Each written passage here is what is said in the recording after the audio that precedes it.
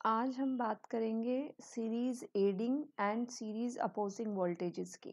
ये चैप्टर 2 का जो टॉपिक है वो जितने मैंने पिछले टॉपिक पढ़ाए हैं उससे नेक्स्ट वाला टॉपिक है। It is 2.6। इसके बाद हम लोग एग्जांपल्स करेंगे।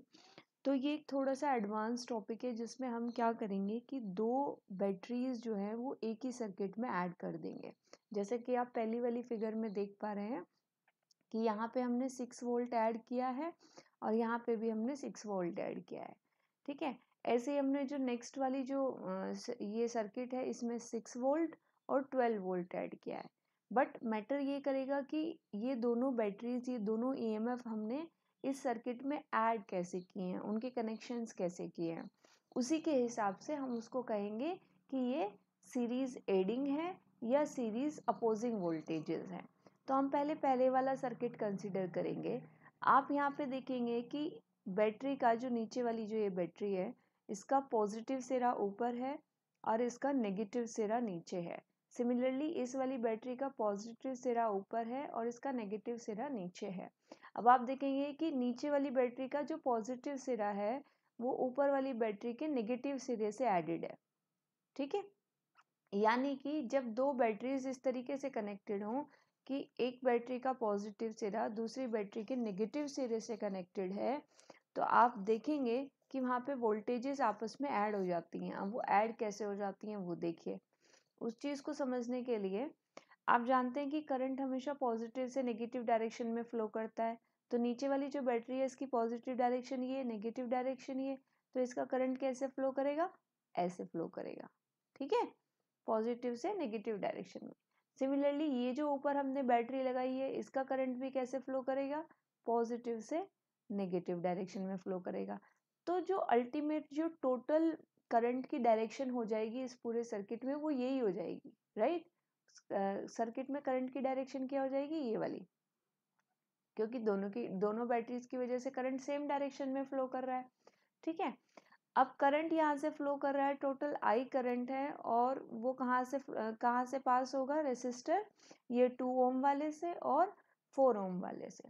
अब यहाँ से भी इनके पास करंट के पास कहीं और बह के जाने के लिए रास्ता है नहीं, तो यहीं से आपका पास होगा। तो इसकी टोटल रेसिस्टेंस कैसे रहेगी? ये सीरीज में एडेड है तो R इज इक्वल्स टू 6 ओम हो जाएगा। ठीक है, सीरीज में और पैरेलल में किस तरीके से आप रेसिस्टेंस को कंसीडर कर सकते हैं ये मेरी प्रीवियस वीडियोस में आप अच्छे से देख सकते हैं कि कैसे हम लोग पता करते हैं कि जो रेसिस्टेंस है वो आपके सीरीज में एडेड है या फिर पैरेलल में एडेड है। तो यहाँ से आपने देखा कि दोनों बैटरीज की वजह से सेम डायरेक्शन में करंट फ्लो कर रहा है और वो करंट ये जो सीरीज में एडेड रेसिस्टेंस है यहाँ से जा रहा है। अब चूंकि दोनों से करंट सेम डायरेक्शन में कर रहा है तो हम इसकी जो वोल्टेज है उसको सिंपली प्लेन ऐड कर देंगे।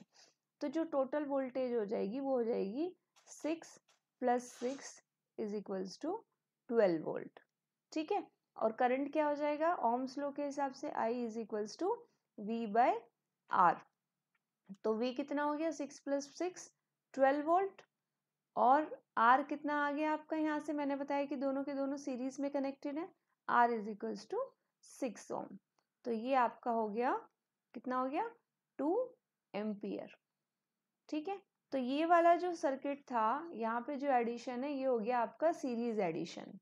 ठीक है, क्योंकि यहाँ पे दोनों की वजह से जो करंट है वो सेम डायरेक्शन में फ्लो कर रहा है तो हम इसे कहेंगे सीरीज एडिंग वोल्टेजेस थी यहाँ पे, जो दोनों वोल्टेज हमने यूज की थी। अब आ जाते हैं दूसरे वाले सर्किट में।